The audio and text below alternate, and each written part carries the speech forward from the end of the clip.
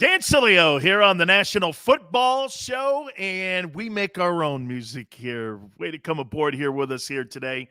Packed show one more time. You know what's really cool is that we are now in the diving board stage of the upcoming NFL season. Okay? Okay? Here, let me do this here. When you are in this part of the year here, 90 guys are in training camp, right? 90 guys in training camp here. And without a doubt here, we are now at the cusp of what I think is going to be the greatest season in pro football history. And we so appreciate you coming aboard. We will have at the bottom of the hour, Tim Cowlishaw from ESPN, Around the Horn, and also the Dallas Morning News. We'll talk some Dallas Cowboys. It's Cowboys and Steelers in the Thursday Night Hall of Fame game. We'll get his thoughts. I'll tell you what I think the Cowboys will be, and the Steelers today, what I think that their records will be and where they're going to hang around for the upcoming 2021 season. And we will have Howard Eskin. I want to get Howard's thoughts on what's going on with this Carson Wentz story in Indianapolis. There's no question it also affects the Eagles because the Eagles, as an organization, I don't so much say the fan base wanted Carson Wentz to do well because of why? The draft choice that was tied and the pick that was tied to the Wentz deal could elevate to a first-round pick, but that looks like that's not going to happen, where he's probably going to miss the first two quarter poles of the season, which could be the first half of the NFL season. So not good there. So we'll talk to Howard Eskin. That'll be at 5 o'clock Eastern time. All right, let's dive in here. You know, we talked yesterday about the Carson Wentz story in Indianapolis. Let me say this to you, and I've been listening. Hey, and for the record, I don't know if you guys saw the Nick Foles press conference. I thought the way Nick Foles was talking, when I saw the written comments that were made the other day, I thought he wasn't on a football team. Then when I saw the video clips today that he was wearing a Chicago Bears uniform and that he was still employed by the Bears and he was basically politicianing to join the Colts and Frank Wright, I was stunned. Have you ever in your life seen a player on another roster petition himself and basically politician himself for a job on another team? That never happens. I have never seen a player do that before. I mean, it was almost like Nick Foles was begging Frank Reich and the Colts and Chris Ballard, the general manager, to pull the trigger and make a move when it comes to bringing Foles to Indianapolis. Look, the Bears know that there's going to be a football team that's going to panic because one of their quarterbacks is going to go down, and Foles is going to be a hot commodity. They're going to be able to get a draft choice for him. And they're going to be able to, I would say this, to get a significant draft choice. Here, let's do this before we get more into where I think this is going for the Colts and for Carson Wentz and for Frank Reich. Here, know this. You're probably looking at potentially a third or fourth round draft choice, depending on the team and depending on how much they're going to panic. What would you give if you're the Colts for Nick Foles right now, knowing that you're two sides of your football finished in the top 10 last year in defense and in offense? What would you give for that? And plugging in the success that Frank Reich, the head coach, had with Nick Foles a couple of years back when they won the Super Bowl, when he was the offensive coordinator of the Eagles. What would that mean to you? What would you surrender if you're the Colts for him? What would you surrender? A third? Now, here's the case. I want to throw this out at everybody.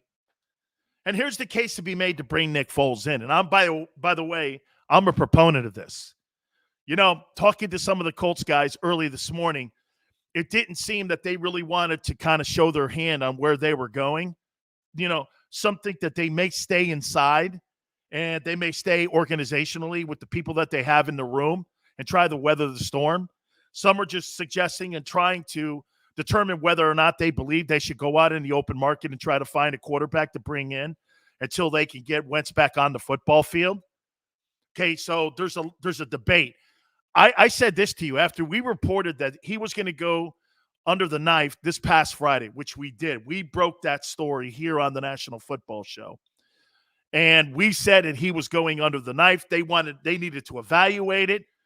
My problem with this is, though, we're starting to get into the middle part of the week and the first week of the exhibition season, and this is something that you want to get resolved as quick as you possibly can. Remember something here. You're not going after a top-flight quarterback. You're going after a seatbelt. You're going after a safety belt here because the money that you've invested in Carson Wentz, there's no question right now that if you're Wentz, you know, especially after coming off the nightmare situation for you personally in Philadelphia, you've got to sit here and you've got to do this. You've got to understand without a doubt that this is all in the best interest of the football team. Okay, so all that being said, let's move on to this, and let me say this to you here. Should they go after Nick Foles? Absolutely. Should they keep Carson Wentz updated on every single thing that's going on at the quarterback position? Absolutely. If we've learned anything from the Aaron Rodgers story, this here is, without a doubt, something that we hope that Nick Foles has matured, grown, and understands that this is about winning games. It's not about your statistics. It's not about leadership. Leadership is it's made by people that go out on the football field and win. And all about winning. You think Tom Brady and all the people that he has motivated and all the great players that have played with him, you think that every one of those guys in that conversation, in any of those locker rooms that Brady played in, you think any one of those guys are impressed with his statistics? Or do you think they're impressed with his winning? This is why Carson Wentz is still insecure at the position of quarterback, because he hasn't won enough in the league. Any quarterback who hasn't won enough doesn't have that equity in the locker room. It's not about statistics. By the way, I'll give you an example of this. How many people think that everybody out in Los Angeles is all wrapped around Matthew Stafford and what he could potentially do this coming 2021 season? He's thrown for a lot of yards. He's thrown for a lot of touchdowns. But you know what that's done? It's resulted in no wins. You get equity in this league. Why do people think that Nick Foles is arguably the best backup quarterback, maybe clearly the best third-team quarterback in the National Football League? This guy came off the sidelines, went into a game, and won a Super Bowl. That is the quintessential substitute teacher that you could ever have. I would say this to you. Ryan Fitzpatrick and Nick Foles are the two greatest substitute teachers the NFL has ever had, and Foles being number one because Foles won a Super Bowl. And, added to the mix, a Super Bowl MVP, and added to the mix, he beat Brady. Talking about a guy who accomplished a lot in that run. And that's good. If I were in that Colts locker room, I'd be saying this, man, just make a deal for the guy. Just bring Foles in here. You know, people were saying, well, you know, could Foles come in and could he come into the Colts organization and just pick up right where he needed to pick up and that team wouldn't miss a beat until Wentz got back? Absolutely. There was actually, and I've said this before, you know, Doug Peterson, I think this is one of the missed components in Philadelphia that everyone didn't really plug in when Frank Wright was there as the offensive coordinator in Philadelphia. Remember something here. You know the big disconnect between Wentz and the organization in the end? Think about what was in the room in 2017. Think about what's in the room, okay? Frank Reich, a career backup guy to Jim Kelly and Boomer Esiason in college. Doug Peterson, a career backup in the NFL, World League of American Football. This guy was a journeyman as a player. All of a sudden, Wentz goes down. What happens? They connected with Foles because Foles, watch this, journeyman, actually cut in St. Louis by Jeff Fisher. And I think that communicating and that relationship that those guys had in Philadelphia was something that was so understated there in Philadelphia and how they connected. There was no question. Foles and Peterson and Frank Reich, they connected better with Nick Foles because they had gone through the same journey as Nick Foles. How could you not see those guys having the same kind of relationship, understanding what Nick's thinking when he's got to come in and pick up the baton? How could you not think that? Every time Frank Reich came in for Jim Kelly or he came in for Boomer in college, Frank understood, hey, man, then you're back on the bench again. You're sitting over there on the sidelines. You've got to always be prepared when you're the backup on an NFL team. And that's what Frank and Doug Peterson always told Nick Foles. So when Foles got into, I believe it was after the Los Angeles Rams game when Wentz went down. Wentz went down in the Rams game at the Coliseum, I believe. What happened after? It was a seamless transition. It just was a seamless transition. Okay? So make no mistake about that. Make absolutely no mistake about that. All right, we're going to take a brief timeout. You keep it here on the National Football Show.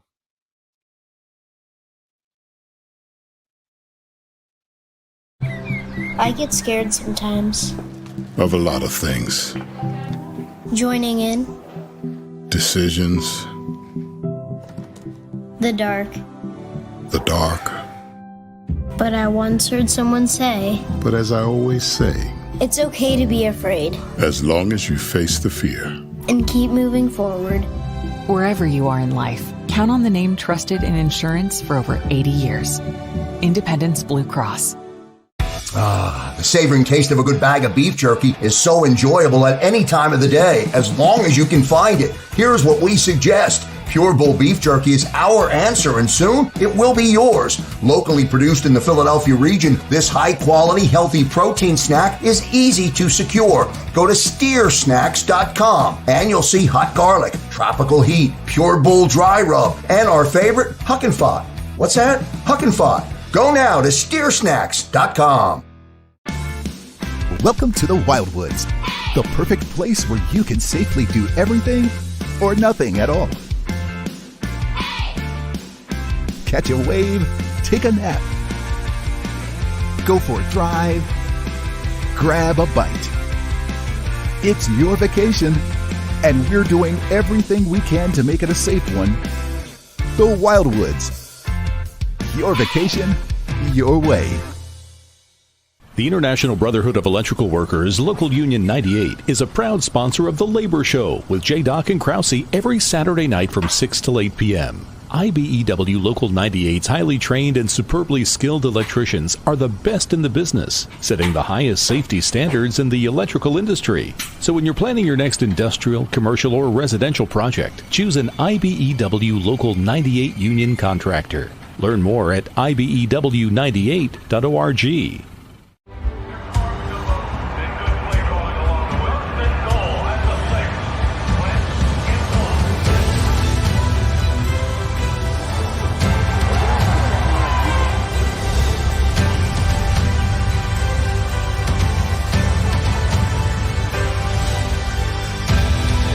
On the field of life, First Trust Bank is there for you. Champions on three. 1, 2, 3. Because Philadelphia dreams deserve a Philadelphia bank. This is a key. It's a family tree. It's a pair of wings. It's a secret handshake. And a ticket to anywhere in the world. It's more than a uniform. It's the door to a world most people only dream of. There's Strong, and then there's Army Strong. Try it on at GoArmy.com.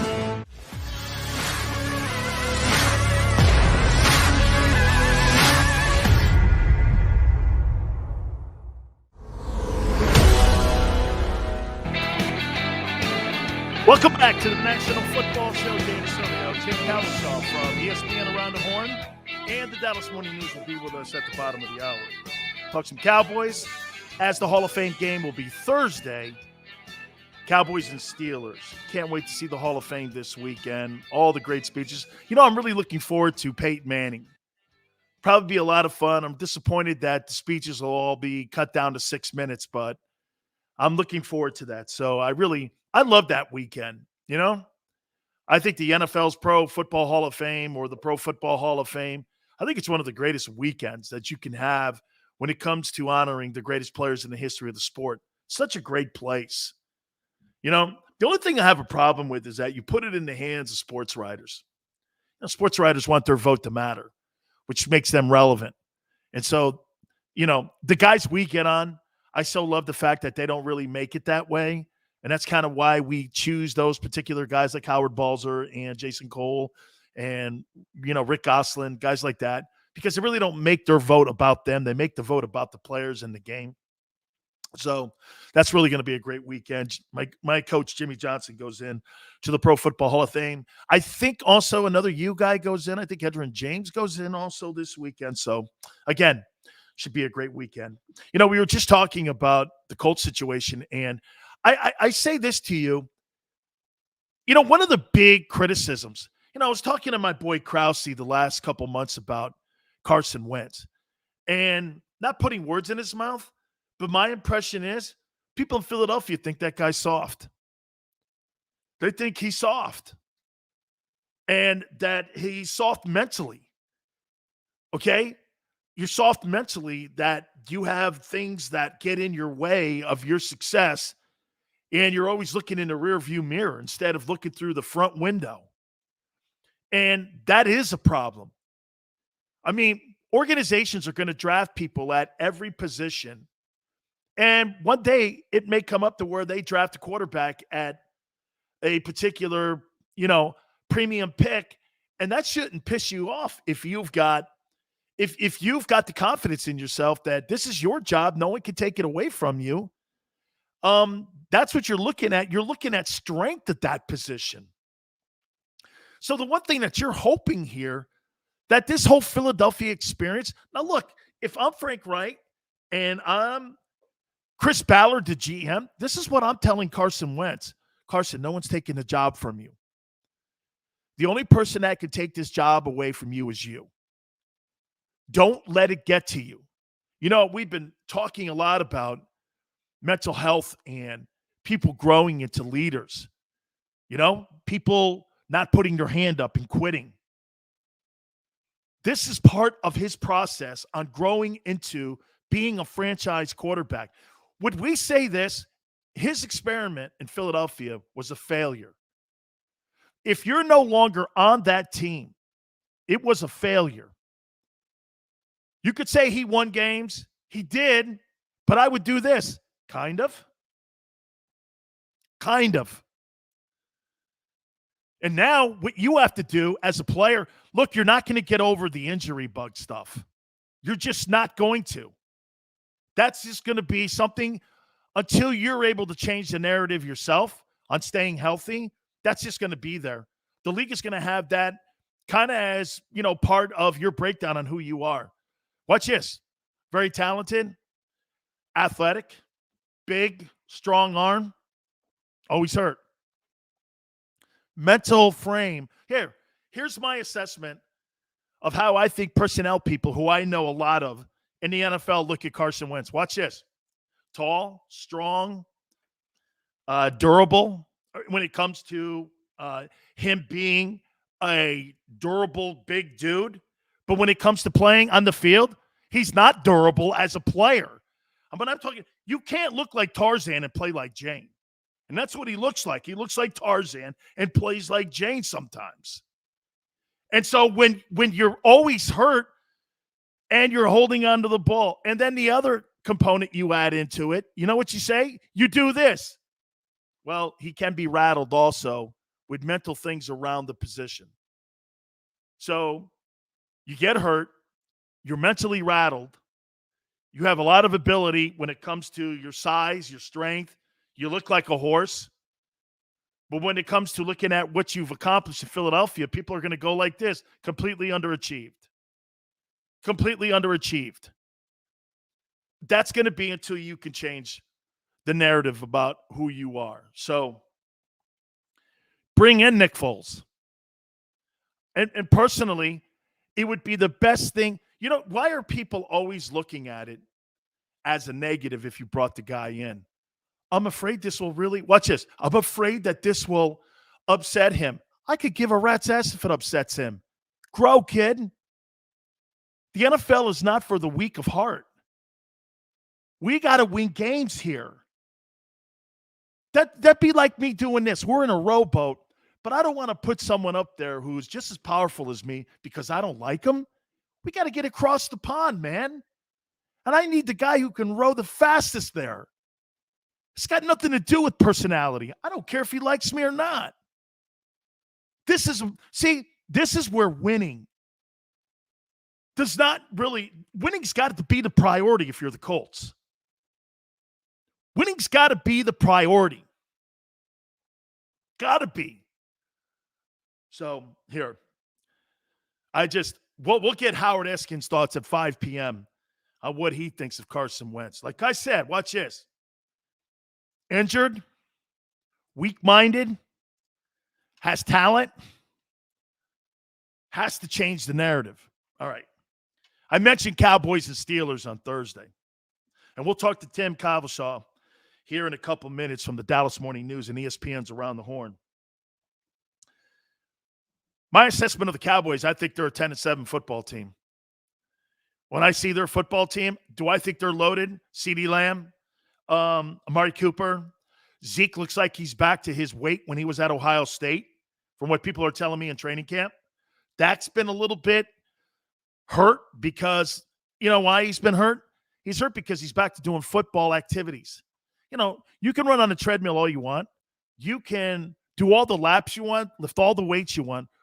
Until you start doing football movement, this is when it's going to be where you're going to start using muscles you haven't used in over a year. And this is what he's going through. He's got a sore shoulder, and the Cowboys are just being precautious here a little bit with him. Hey, man, end of the day, that's the right thing to do. He's getting back into it.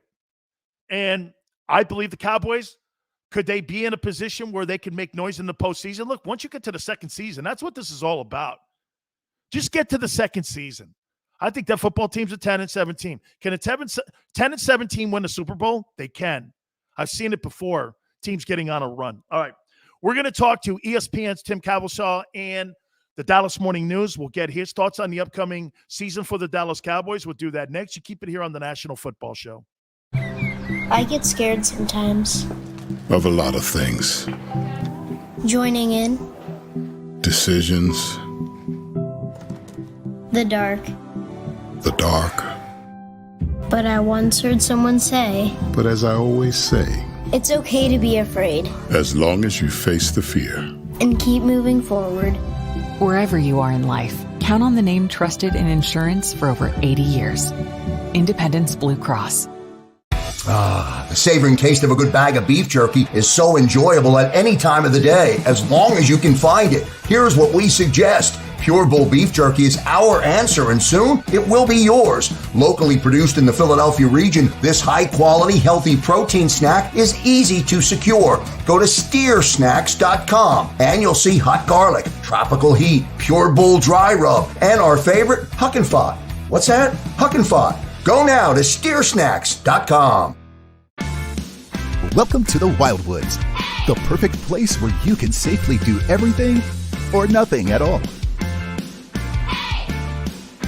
Catch a wave, take a nap, go for a drive, grab a bite. It's your vacation, and we're doing everything we can to make it a safe one. The Wildwoods. Your vacation, your way. The International Brotherhood of Electrical Workers, Local Union 98, is a proud sponsor of The Labor Show with J. and Krause every Saturday night from 6 to 8 p.m. IBEW Local 98's highly trained and superbly skilled electricians are the best in the business, setting the highest safety standards in the electrical industry. So when you're planning your next industrial, commercial, or residential project, choose an IBEW Local 98 union contractor. Learn more at IBEW98.org.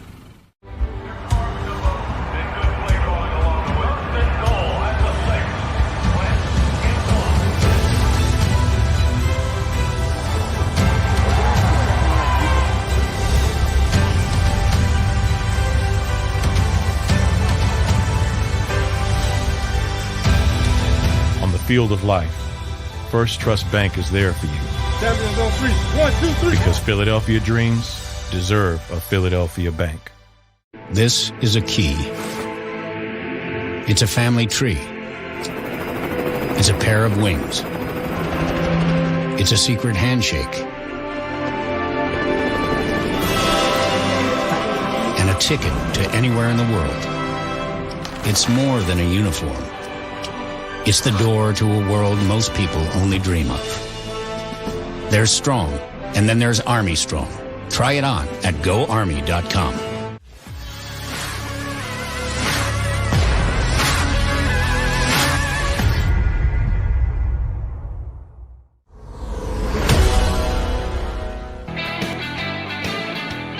Welcome back to the National Football Show. Dan Sileo. Tim Cowlishaw from ESPN, Dallas Morning News will join us, and we'll get his thoughts on the upcoming NFL season for the Dallas Cowboys. Look, I say this about Mike McCarthy. No excuses. Don't give me the excuse about the pandemic. Didn't affect Tom Brady. Didn't affect Nick Saban. I don't look at it that way. I look at it, do you really think it would have been a different story in Dallas, pandemic or not, last year? Mike McCarthy rolled into that facility, and Mike McCarthy will always be what every other coach outside of Jimmy Johnson was. That'll be someone that answers to the main guy in Dallas, and that's Jerry. Until that dynamic changes, it really won't matter who the head football coach is. I say this all the time about being in Dallas. It's a different dynamic. And I'll say this to you also. I've got maybe more of a respect for Jason Garrett today than I ever had, because Jason Garrett kept that job for a long time. Okay? He kept that job for a long time. But you know what he also did? He made sure that he managed Jerry. Had a winning record, won division titles, and he actually, if you think about it, was the perfect coach for the Dallas Cowboys because he knew how to handle Jerry. I think that Jason Garrett, I'd like to see what Jason Garrett could do on his own. I have more of an appreciation for what he had to deal with. Not just with the fact that, look, when you're a head coach in Dallas, your authority is always going to be undermined because the owner is in the room. And the owner in the room for the last 25 years has not produced anything but 3 postseason victories. Think of that for a second.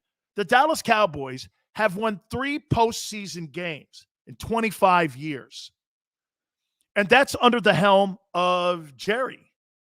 Look, it sounds like I'm coming down on Jerry. I'm not. He's a great owner. Has been amazing for the brand of the Dallas Cowboys. But the 1-loss record, it just doesn't lie here. And it 3 wins in the postseason in 25 years for the Dallas Cowboys. It's all been under the direction of Jerry Jones.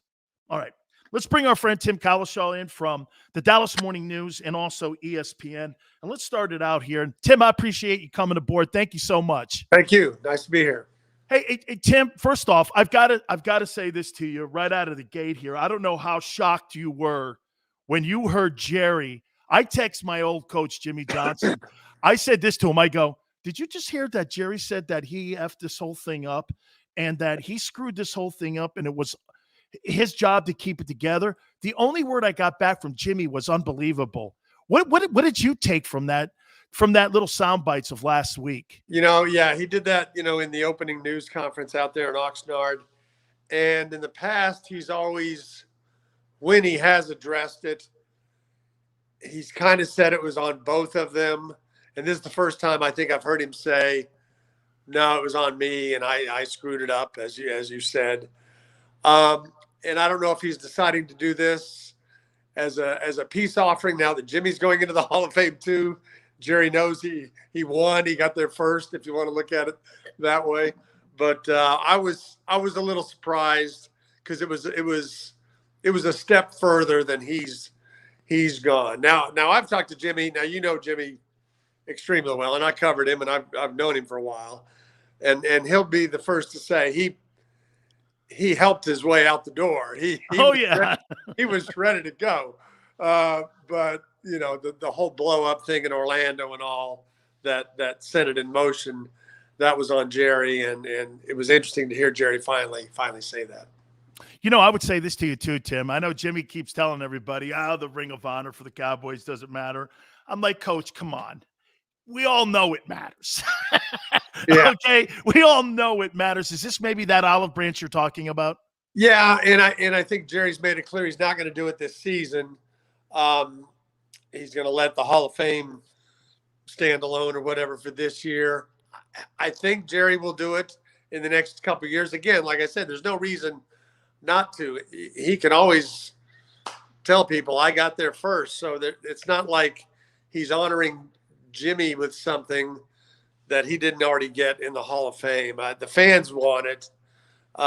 There's no reason not to do it. It's been a quarter of a century now, more than that. It's been 28 years since the last year Jimmy coached here, which is incredible. So it's high time, but I don't think they will do it till next season.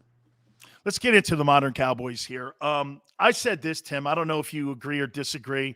I think they're exceptionally loaded on that offensive side of the football. CeeDee Lamb, I think, is going to be an absolute superstar in this league if he's not already. It looks like Zeke's back to being his weight when he came out of Ohio State. So the old line's a little bit more healthier. But yet I still see a 10-7 team. What says you on this season for the Cowboys? I'm leaning toward – I haven't done the official one. I'm leaning toward 9-7-1. Okay, so I'm gonna throw in a tie somewhere there. But I think you're on the right track, and I know people are excited about them. But all the excitement, or 90% of the excitement, is based on the offense. The other 10% is, well, Dan Quinn is here and he'll fix the defense. We got some more linebackers. Well, you got some linebackers. You're pretty much the same at defensive tackle last year than you were before. And those guys got blown up last year. You're still counting on Randy Gregory, a story that everybody likes, but it's hard to know if he'll be there for 16 games. And DeMarcus Lawrence hasn't put up the numbers since he got paid. And you're going to have a couple new guys in this secondary. So it still looks to me like a team that needs to score 30 to think they're going to win. They're going to play games like they did before Dak got hurt, where they're just shootouts, and maybe they'll beat Atlanta 40-39, but maybe they'll give up 49 to the Browns. Now, they won't be that bad on defense, but I don't think they're that good yet. And so I think it's still a toss-up between them and Washington, who is sort of the opposite, offensively and defensively, to see who wins the division. Tim, I think 9 guys needed to be replaced on that defense. I mean, they were just steamrolled last year. Yeah. I mean, they gave up a record number of points, the most rushing yards ever for a Cowboy team. They gave up over 300 yards rushing to the Browns when Chubb was hurt. I mean, they did all kinds of terrible things. Trayvon Diggs is a good corner. The defensive ends should be good if they're healthy. Excuse me. They got a lot of linebackers, and they got to sort that out. The good thing they have is Jalen Smith and Leighton Vander Esch are basically playing for their futures. Vander Esch, literally, his contract runs out, and Jalen is in a contract where they could get rid of it. So you got Micah Parsons, Jabril Cox, young guys coming in. There's a little motivation there. So I think they can be maybe average, 16th in the league. And that might be good enough to be a playoff team, but I still have a hard time seeing how they're going to be good defensively. Tim, I say this about Mike McCarthy. I don't know if he's going to be the guy we think of when we look at him, we put his resume up and we go, man, he was really a great coach in Green Bay. Well, he had Aaron Rodgers in Green Bay, and a lot of people are going to look good. Or is he going to be George Seifert? I mean, George Seifert looked awful good in San Francisco with Steve Young. He goes to Carolina, and everybody went like this about Seifert. Well, hey, I guess that's really the coach. Give me your thoughts on how you're seeing Mike McCarthy fitting into this whole dynamic in Dallas. Well, I mean, I think that's a huge question. And I thought it was an okay hire at the time, kind of a predictable, okay, he won a Super Bowl. There aren't any of those sitting out there. But that was 10 years ago, and things ended badly between him and Aaron. And so he comes in, and the first thing he says is, I'm going to let Kellen Moore call the plays. It's like, all right, well, you're coming here as an offensive coach. Why are you here? What are you going to bring? Okay, that leaves us with game management. What did we see last year? We saw a fake punt on 4th and 11 against Washington that cost him the game.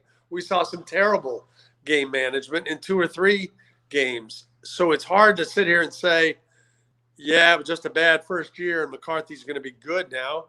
Quinn may save him a little. I think the Mike Nolan hire was a very poor hire. But I just don't know that you can look at him and say, yeah, they have an advantage over this team because they got Mike McCarthy over there. That's hard to say. And there's nobody, even though Parcells came close, nobody has ever been a Super Bowl winning coach and gone on to another team and won a Super Bowl.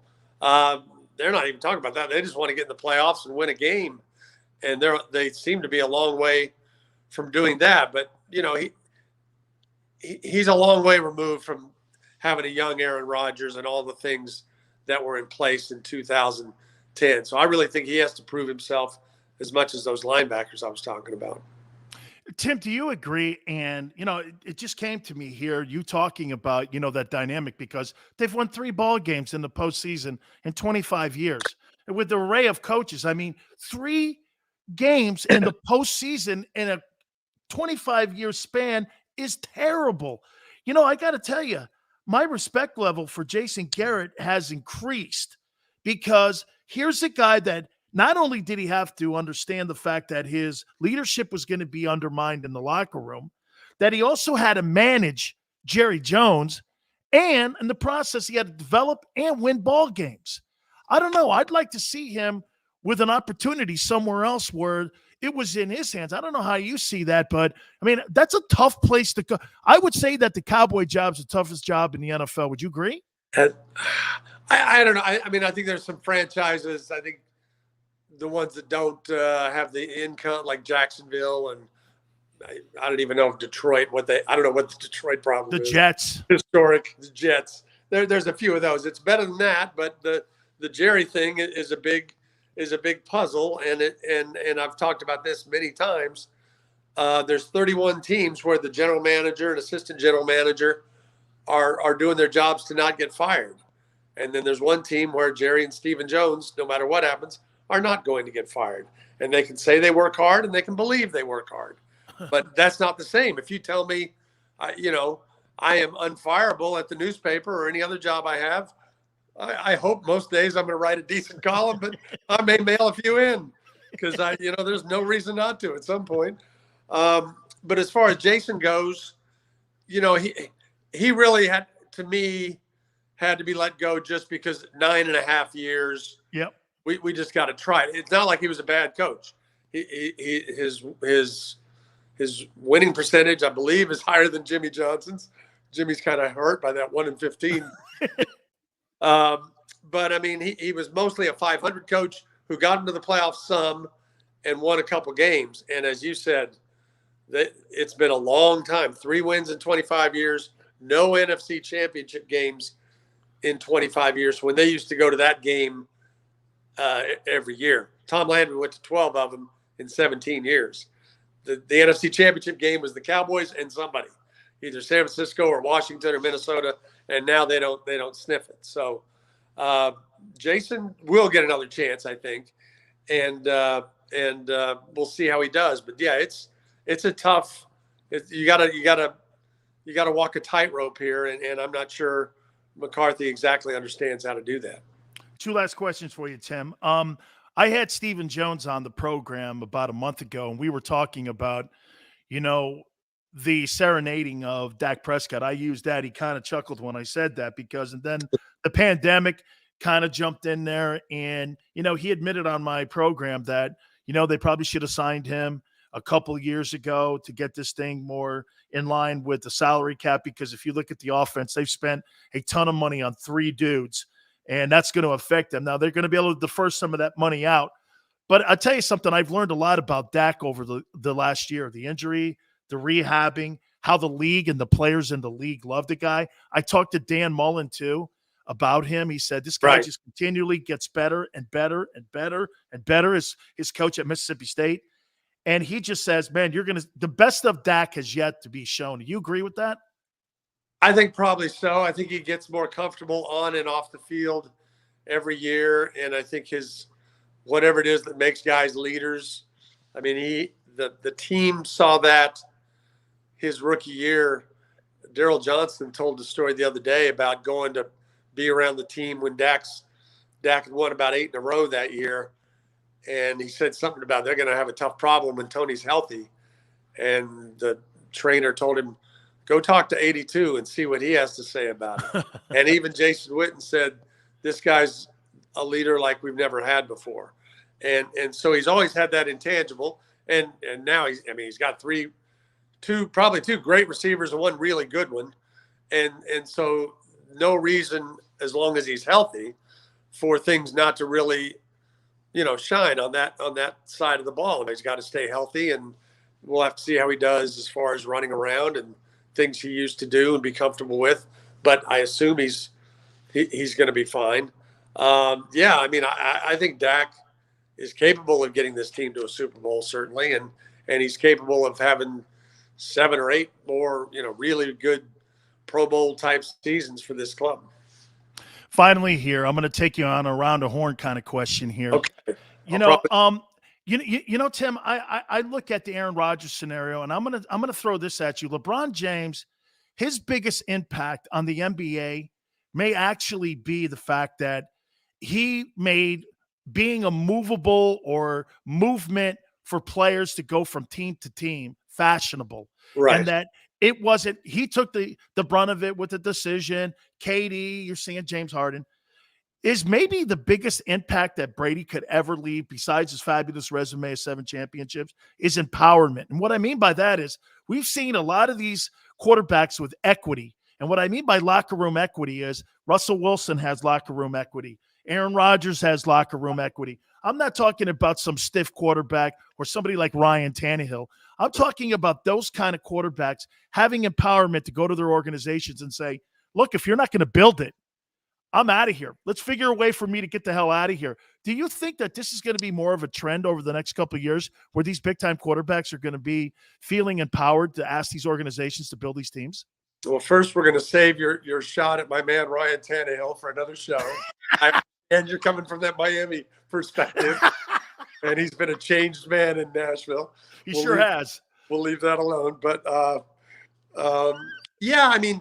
there's probably never going to be more than 6 to 8 of them, maybe 10 at the most, who establish themselves that way. I mean, you got to be somewhere a while. You probably have to win a Super Bowl like all those guys you mentioned did. So there's never going to be a lot of them. But, Brady, if you just think back to a couple of years ago, there wasn't a person anywhere who ever thought Tom Brady could or would leave the New England Patriots. And the idea that, yes, he would leave, and he'd leave on his own, and he'd win a Super Bowl in his first year, and it would be at Tampa Bay, that would be a ridiculous script to write, and nobody would buy it. But he has shown, we have more power than you think, and more than just our contracts. We are the quarterbacks. We are the show here, and nobody can live without one. So do what you got to do. And I think that gets to Aaron Rodgers, whose entire speech was kind of, an honest approach of, I'm just trying to say, look, I know this stuff. I've been through this stuff. Talk to me. And they won't talk to me. And some people didn't like what Rodgers had to say, but I thought we want these guys to be honest. And that was about the most honest, forthcoming speech I'd heard about a guy trying to have a say in an organization that really wasn't giving it to him. Well, I'll leave you with this. Ryan Tannehill should write a check or buy him a Ferrari, Derrick Henry, every year at the end of the season. You should buy him a Ferrari, Tim. Possibly so. Thank you, Tim. I appreciate it, my friend. Hey, thanks, Dan. I like it. You bet, man. All good. Tim Cowlishaw from the Dallas Morning News. We'll take a brief time out. Howard Eskin, right around the corner. You keep it here on the National Football Show.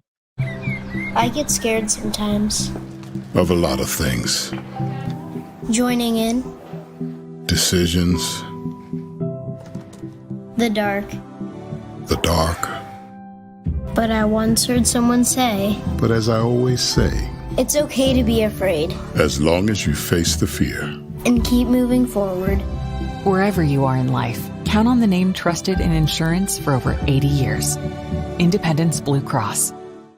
The savoring taste of a good bag of beef jerky is so enjoyable at any time of the day, as long as you can find it. Here's what we suggest. Pure Bull beef jerky is our answer, and soon it will be yours. Locally produced in the Philadelphia region, this high-quality, healthy protein snack is easy to secure. Go to steersnacks.com, and you'll see hot garlic, tropical heat, Pure Bull dry rub, and our favorite, Huck and Fod. What's that? Huck and Fod. Go now to steersnacks.com. Welcome to the Wildwoods, the perfect place where you can safely do everything or nothing at all. Catch a wave, take a nap, go for a drive, grab a bite. It's your vacation, and we're doing everything we can to make it a safe one. The Wildwoods. Your vacation, your way. The International Brotherhood of Electrical Workers, Local Union 98, is a proud sponsor of The Labor Show with J. and Krause every Saturday night from 6 till 8 p.m. IBEW Local 98's highly trained and superbly skilled electricians are the best in the business, setting the highest safety standards in the electrical industry. So when you're planning your next industrial, commercial, or residential project, choose an IBEW Local 98 union contractor. Learn more at ibew98.org.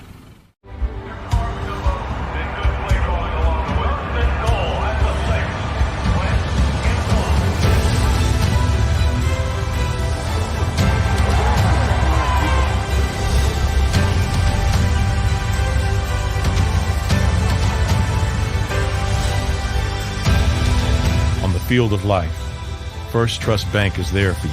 Champions on three. 1, 2, 3. Because Philadelphia dreams deserve a Philadelphia bank. This is a key. It's a family tree. It's a pair of wings. It's a secret handshake. And a ticket to anywhere in the world. It's more than a uniform. It's the door to a world most people only dream of. There's Strong, and then there's Army Strong. Try it on at GoArmy.com.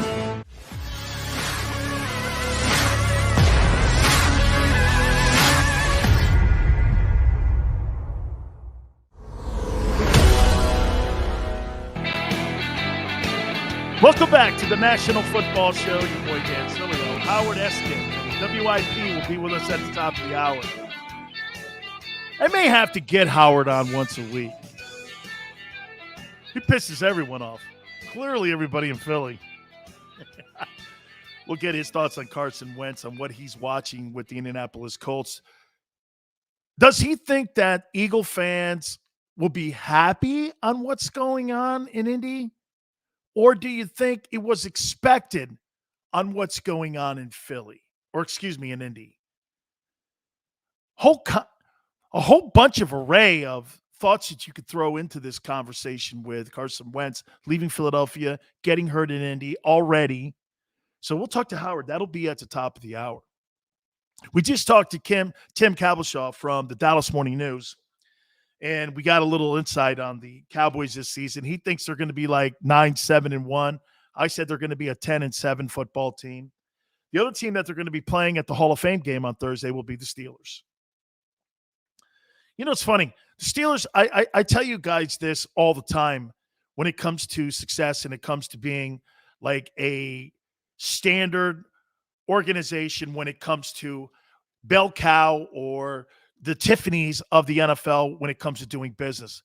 You know, one of the greatest stats of all time for the Steelers is the fact that they've only had 3 head football coaches since 1969.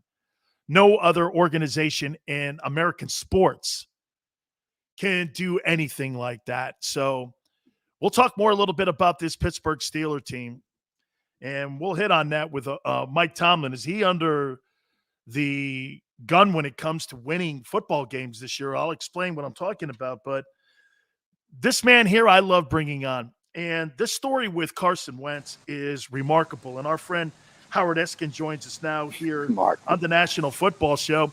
Howard, I had the only person I thought of was you when the Wentz story broke.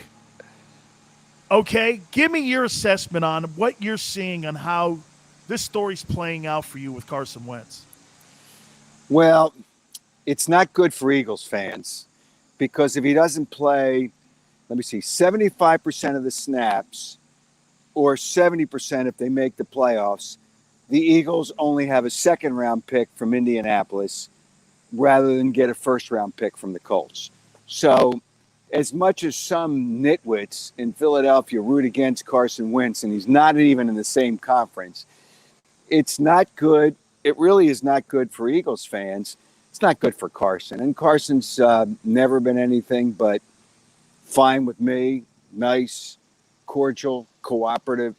But he obviously has a body that breaks down a little too much. So when you think about it, I feel bad for Frank Reich. He makes a major decision to go with a quarterback that I thought he could have success with some better players around him than the Eagles had around him last year. But if he doesn't play, it doesn't make any difference. And now they don't have a quarterback. How about this, Not Howard? at the beginning of the season. I don't think he's going to be there at the beginning of the season. I don't either. I think he's actually going to miss probably the first 8 games of the year. That's where, you come back from injury, then you have to rehab too, get yourself ready to play here too. So I would throw this at you also. MCL, ACL, concussion, rib injury, foot injury. It's one thing to be cursed, but it's another thing, like you said, to have a paper mache body. And it's almost like Grant Hill when the Magic, made a trade for him. If you're going to make a move for a guy that's always hurt, you're going to get a guy that's always hurt. And do you see this thing just being a one-time thing, or can you see this guy really having a productive career in Indianapolis? Well, I'm not a doctor, and I can't get inside, whoever it is that makes these decisions for Carson Wentz from a higher power.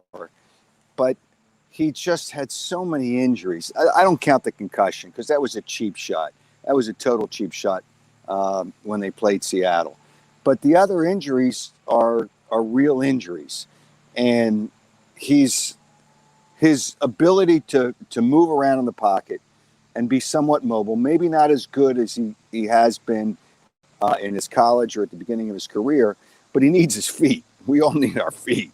And if it's going to be a problem, I don't buy, and I tried to check, and nobody seemed to remember that I spoke to within the Eagles of a foot injury that goes back to high school. Somewhere, somehow, you would think that would have shown up somewhere, but apparently it didn't show up anywhere. And Frank Reich said it could go back to high school. I don't know where it goes back to, but it's just part of what his body is. And I feel bad for the guy, and anybody that doesn't. He could have a productive career, whether it's great, whether it's average. He could have some ability to have a productive career, but I don't know where he goes from here. He's going to keep on trying. I don't know how many years that guarantee goes for. It's probably this year and next year. So after that, there has to be some ability to make some hard decisions for the Colts. The Colts had a good team. Man, I saw the beginning of their schedule. Even with Carson Wentz, I don't know they'd win more than 2 games. That is brutal. So to make the playoffs is what the Eagles want, and I don't know if they can do it even if Carson Wentz was there. But I feel bad for the guy. I honestly feel bad for the guy. Some quarterbacks you don't feel bad for because they're not good people. I think he's a good guy, and I think he had a chance. He had a chance to be productive, but he's not going to be productive if he's not on the field. And that's absolutely sad. Think about the Colts. Think about Frank Reich. He's got no quarterback now, and I don't know what they're going to do but they can't go into this season with the guy they drafted in the 4th round. I forget his name already, but he was drafted in the 4th round. I think his name is Eason. But I would ask you this then: would you be reluctant to make a deal with the Bears to go get Nick Foles? 100%, I would not do it. Now, I love Nick. He's a great guy, and nobody in Philadelphia will ever remember.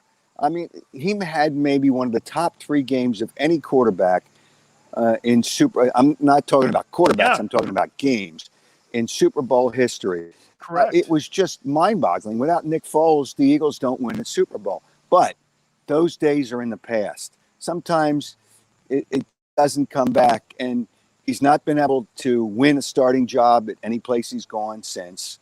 And I don't know that Carson, back then, they were really close. They're very religious guys, both of them, and they were very close. But I don't know that would be good, because when Carson comes back, then you'd have the same things going on in Chicago that happened here in Philadelphia with Carson and Jalen Hurts. So I don't know that that's good for Carson's psyche. And there's other quarterbacks out there. I'd love to see Nick Foles get another shot at being a starting quarterback somewhere, but I think it would be a total mistake for the Colts to bring him in there and think that everything's going to be okay. I think there's other things that they can do. I mean, I would rather have, and I'm not saying he's better than Nick Foles was, Minshew from, I think he's still with Jacksonville, right? Yes. Yeah, I think he's still with Jacksonville. So, obviously Nick wants to get out of there. He's the 3rd string quarterback.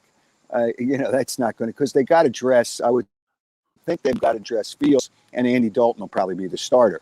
So, but to go to the Colts, I just don't think it would work out well for the Colts, and probably not work out well for Foles or for Carson Wentz.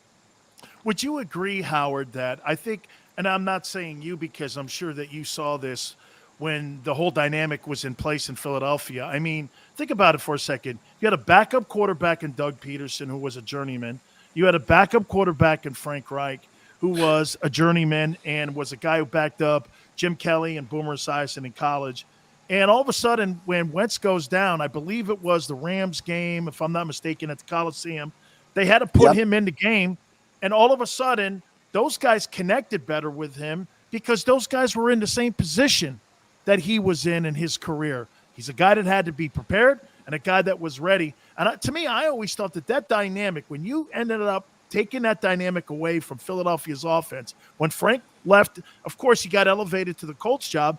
I think that was the undermining of the beginning of the end there for Wentz in that room, because those 3 guys together, along with Foles, that was a hell of a dynamic in that quarterback room. Do you agree? And yes, but that and there's a lot of things that went into that. And do you think? But can you believe that the Eagles almost fired Frank Reich after his first year as an assistant with Doug Peterson? It almost happened, but it didn't. So history now shows that they were all part of it, and it was important. But that team, and I've covered the Philadelphia Eagles for a lot of years. Chemistry in a football locker room is more important, I think, than any sport, because there's so many guys, there's so many different personalities, there's so many things that have to happen, and the chemistry by all those players. Remember, it wasn't just Carson Wentz that year. They lost 4 starters and their top special teams guy that year, and everybody stepped up and did a great job. The chemistry was amazing. I don't know that chemistry can exist the way it did there. It was the best that I've ever been around in a football locker room. I don't think it can exist anywhere else, and that's one of the reasons it worked. I mean, I think Carson Wentz, I still think, was the MVP that year, even though he missed 3 games. I mean, he had an unbelievable year. The last touchdown pass he threw that season, he had torn ACL. That was the last one. He threw it. I remember I'm standing on the sidelines, and I remember him coming over, and he had a limp. And he never said anything to Doug Peterson. And Doug said, "We're going for it." And he throws a pass, and he knew he was hurt. And he throws a touchdown pass to Alshon Jeffrey. I'll never forget that. But I'll also never forget what Nick Foles did in coming in. Now there's no pressure because you don't even expect to play that game. You're running on just mind memory. And he threw a pass that led to what turned out to be the touchdown that won the game. And it was amazing. The whole game was amazing. The whole season was amazing. But I don't know how you could duplicate that anywhere else. And I don't know how Nick Foles could duplicate it. Carson Wentz obviously didn't finish and see it through. But it is amazing that, yes, Frank Reich was there for it. Nick Foles was there for it. But so were the other 50, 52 or 51 players or 50 players that all jumped in. It was an amazing, amazing locker room. And that was a big part of it, too, because everybody had everybody's back. And what people forget, I'll never forget this question at a news conference of Doug Peterson. The Eagles had a bye week, and Nick did not have a good game his last game. And right before the bye week, before they played Minnesota, it was Minnesota in the I guess it was I forget which game it was. But anyway, somebody asked Doug Peterson, Doug, are you going to go to Nate Sudfeld in this game? You're going to switch up. People had questions about Nick Foles after his last game. They were ready to the question was, they're thinking, is he going to go to Nate Sudfeld, who's now, I think, Washington? He got another job. But are you kidding me? So but the point is, he's had really interesting games. I was there in Oakland when he threw 7 touchdown passes, and that was the year he had 27 touchdowns and only 2 interceptions. Yep. He's gone up and down. But the other thing that you have to consider, Nick Foles has never played a complete season either. So you got to be careful on what you do from Frank Reich's standpoint. I think Frank's smarter than that, and he knows, rematches are usually never good as the first time around. So, it's like the Phillies, and just getting off track, they're talking, fans want, what are you going to sign Cole Hamels? You can't relive the World Series in 2008, 13 years ago. Come on. These people are crazy here. They're absolutely nuts. But in Indianapolis, he wouldn't get a lot of heat, I'm sure, from the fans if there was a problem. But I just don't think it's a good idea. I don't know what they're going to do. And I don't know how long. I talked to a doctor based on, now it's a doctor that hasn't seen the MRI, doesn't know exactly what the injury, other than what's reported. The doctor said 6 to 8 weeks. Well, 6 to 8 weeks, you figure 5 weeks gets you into the season. So you may only miss 3 games. So now they're going to have to weigh throughout camp. I don't think anything's going to happen quickly. They're going to have to weigh throughout camp where he is in his progress and his rehab before they make any kind of decision. But it's too bad. I really do feel bad for the guy. Oh, no, I do too. I feel bad for the guy. Boy. What else can I say? Yeah. No, I feel bad for Frank too. I want to ask you some Eagle questions here. Lane Johnson the other day comes out and, there's some sort of erroneous report about the coach, doing wacky things and this and that. And all of a sudden, you got, of course, people just want clicks, Howard. And, they're trying to make their own way up in the broadcasting industry. And then all of a sudden you're seeing Eagle guys backing Nick Sirianni. And I mean, just your assessment so far of what you've seen. I know it's almost impossible to get an assessment on a coach before he's even coached a preseason game, because it's a different dynamic being a coordinator versus being a head football coach. But just by the way the team's responding around him, I saw him cancel practice the other day for some reason, whatever it was. He's doing a little bit unconventional stuff. No, he didn't cancel it. Let me interrupt you for a second. He didn't cancel it. He stopped it because he saw some mistakes. But that was a day, which doesn't get out in the clickbait world that we live in. That was a day the veterans had a day off. So he wanted to get the attention, I think, of the young players. So that changes a little bit of that dynamic. Yeah, he stopped it, then he started it up again. So, you can finish your question, but I know the way I'm going to respond to this. No, I'm done with it, because it's just what you're seeing with him and how the team's responding around Nick Sirianni. Well, everybody that's talked publicly has said nothing but good things. Change is important in the pursuit of success. And people should remember that. Now, some change is good from a short term and some change good long term. I like Dutson as a coach, but they made a change and you have to move on. Nick Sirianni is enthusiastic. He's organized. He's got energy. The players really enjoy the energy and his honesty with the players. Now, it's easy to be honest when you're not playing a game and you don't know who's going to start and who's going to be the backup. It's easy to do all those things. But I'm impressed so far. But I told, it was a brief comment I made to Nick. I said, it's all good right now, but you could coach a game and win the game by 2 touchdowns. And the media are going to question you about a decision or a play ball. He says, well, that's what I signed up for. So he knows it's coming, especially in Philadelphia. They can't, there's always somebody. And again, it's clickbait. It's unbelievable what social media has done to everything in our world. Everything. I mean, it's not just sports, it's everything. But certainly in sports, and it's going to be interesting. But so far, I'm impressed. Again, hasn't coached a game, not even a preseason game, hasn't had to make any real decisions, hasn't had to make any unpopular decisions, and there's no questions about the way. And he's going to call the play, and he's going to call the plays that he's done so far. But so far, I'm impressed with the guys. I mean, it's amazing, his energy. He's got great energy on the field and off the field. And he spoke to us today. He's just always has energy. Now, some of the things he has to say are BS, but because he has to protect a player. But no, he's been pretty good. I've got to say, pretty good. And I've only got to know him a little bit in the world we live in now, which is, you're not in locker rooms. You can't really, you don't have a lot of opportunity to talk face to face. It's only in a controlled environment of a news conference, which we do outside when he speaks. But I've been impressed so far. I have. And Howard, I haven't seen anything that I'm disappointed with. How about this one here? Would you, if you're Howie Roseman, would you make a trade with Houston to bring Deshaun Watson into Philadelphia?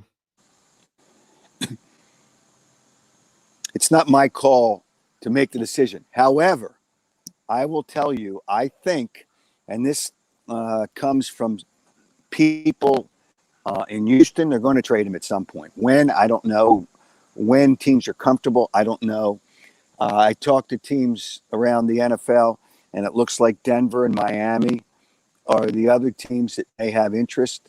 Probably not may, but do have interest. But when does that all happen?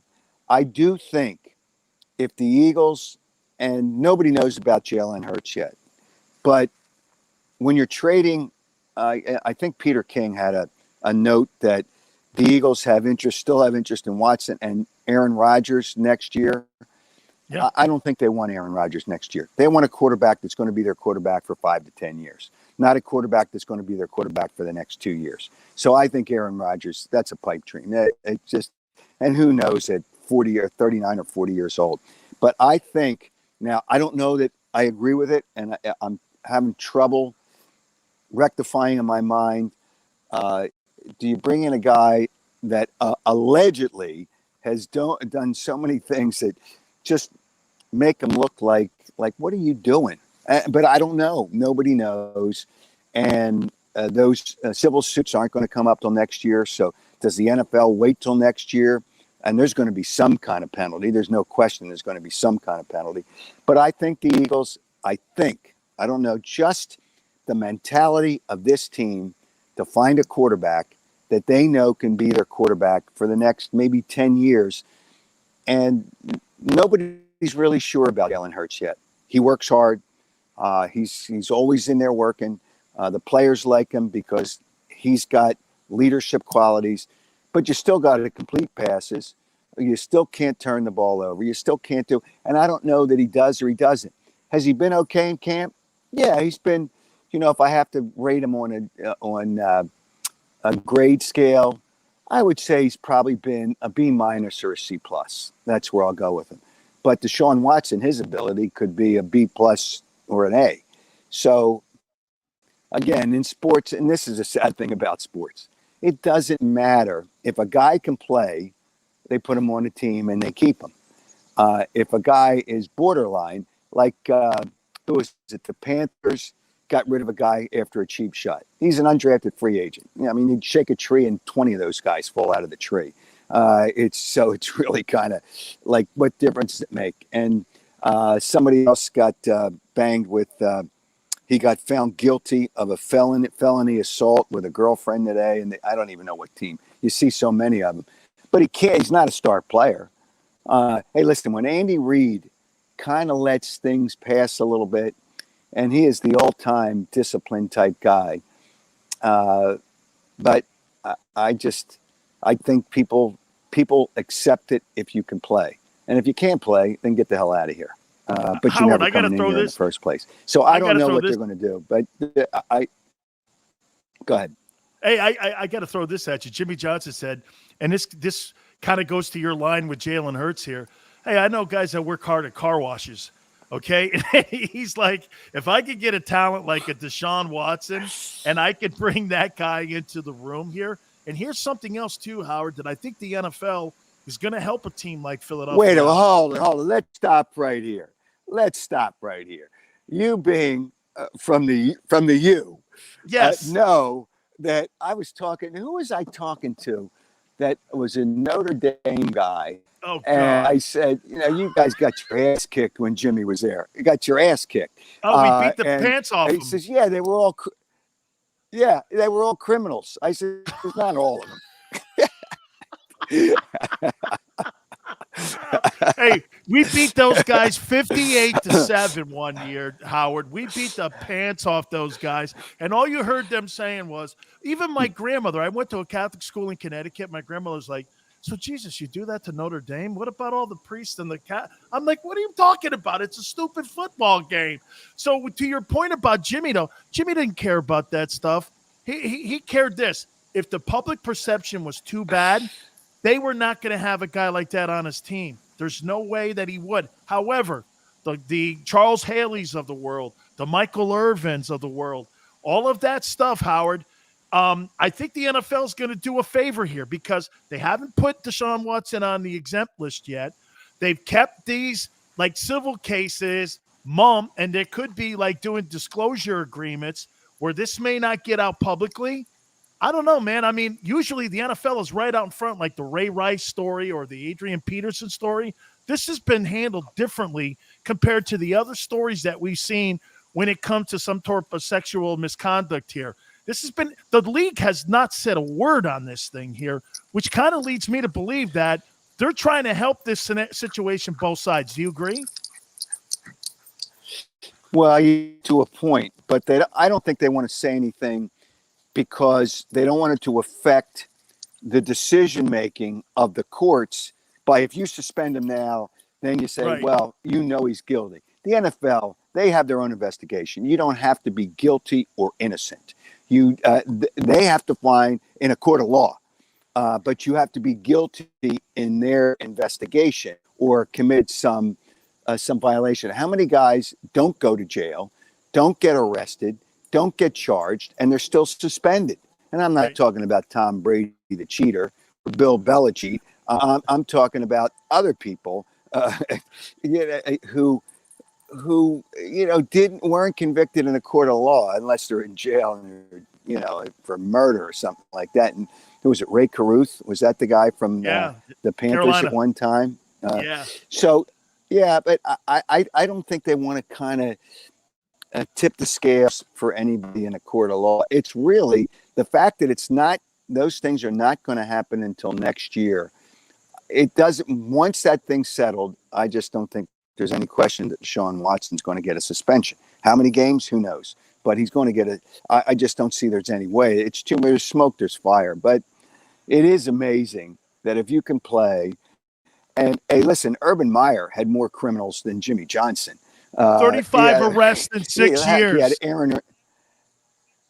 Yeah, and Aaron Hernandez. You think he didn't do anything really, really bad when he was at Florida? Come on. You know, he can rest in peace. All right, that's fine, but that's the reality of the situation. Urban Meyer was, as far as allowing guys to just run rampant, Jimmy had discipline, but you know, you had to cut that stuff out.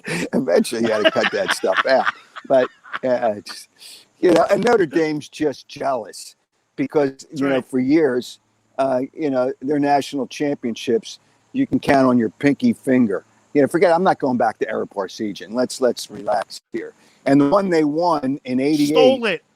Cleveland Gary. I saw Jimmy Johnson a few weeks ago. He was in Atlantic City for his fishing tournament.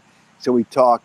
I said, I was there, and that was a disgrace. He says, I still can't get over how we were ripped off. And that year they won a championship, and it wouldn't have happened if the officials weren't wearing Notre Dame underwear. It's just, there's no question. Howard, when we were at UM playing Notre Dame, we beat them one year 58-7. Then the next year we beat them 40-3.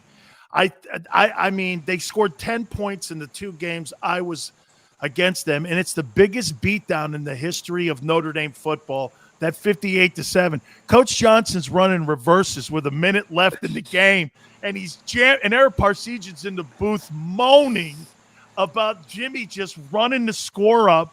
We're laughing, and like Bavaro was on that team, and a bunch of other guys. They had really good talent, but they just didn't want to play for Jerry Fouts. You know, I remember, and I forget what the score was at halftime, but it was a big deficit at halftime. And the biggest play was 3rd and 44. I forget, was it Wesley Carroll? Was that the wide receiver that caught the pass? Yes. Maybe it was Wesley Carroll, right? Yes. He caught a pass.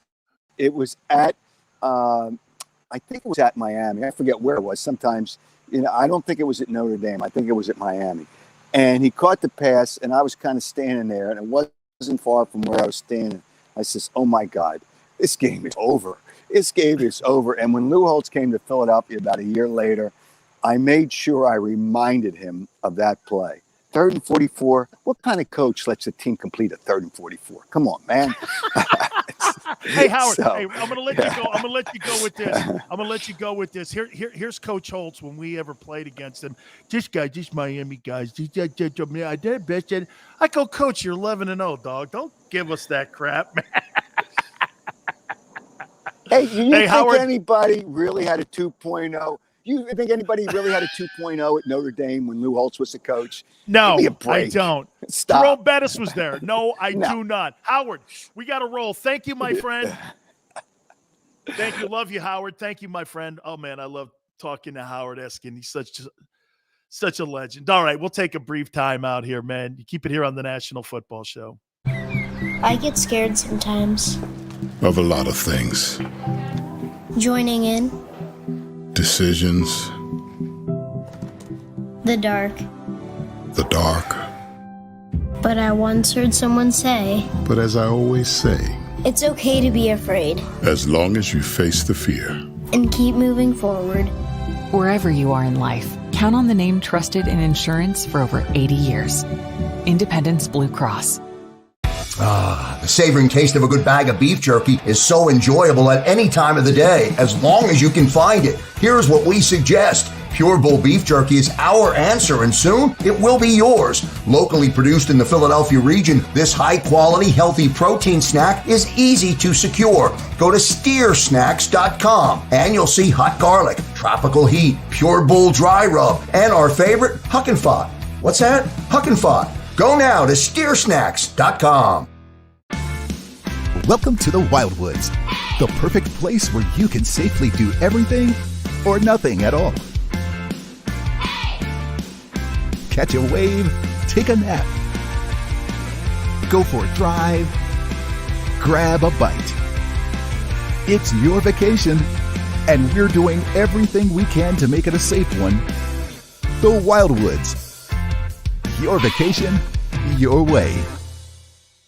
The International Brotherhood of Electrical Workers, Local Union 98, is a proud sponsor of The Labor Show with J. Doc and Krause every Saturday night from 6 till 8 p.m. IBEW Local 98's highly trained and superbly skilled electricians are the best in the business, setting the highest safety standards in the electrical industry. So when you're planning your next industrial, commercial, or residential project, choose an IBEW Local 98 union contractor. Learn more at ibew98.org.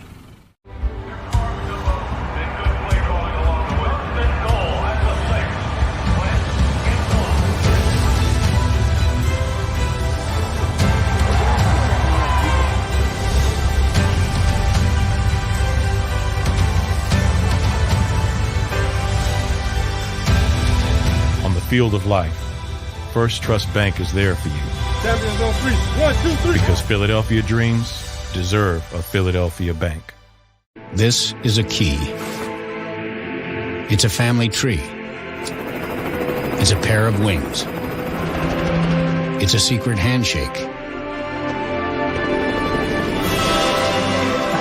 And a ticket to anywhere in the world. It's more than a uniform. It's the door to a world most people only dream of.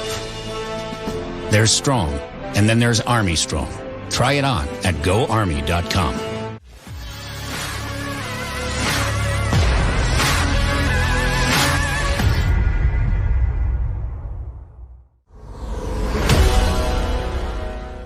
I don't know. Maybe I should try the shades like Howard.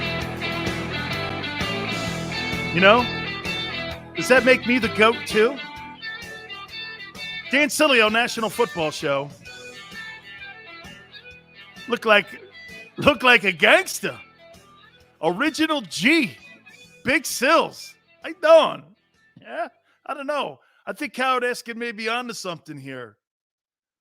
Big Sills with the shades or no? By the way, somebody asked me what it's like benching 535. Like a god. Just, yeah. Okay. I don't know, man. I think the shades add a little something to Big Sills, man. Okay, my boys are saying, these are Oakleys, bitches. Look at these things, man. I think they make Big Sills have a little bit more personality in the room. How you doing? All right. I don't know if I can read anything, though, in these things. These things are awful dark. How you doing? Then again, I'm Italian. How you doing? Monday through Friday. Eat the veal. All right. Let's get into this, man. I can't see, so what are those? Oh, vey. All right. You know, we were talking. I love talking, like I said, to Howard. I think Howard's agreed to come on once a week with me during the football season. I don't know how his boys at WIP will like that, but who cares? Okay? I'll take them all from them. They're not careful. Ike included.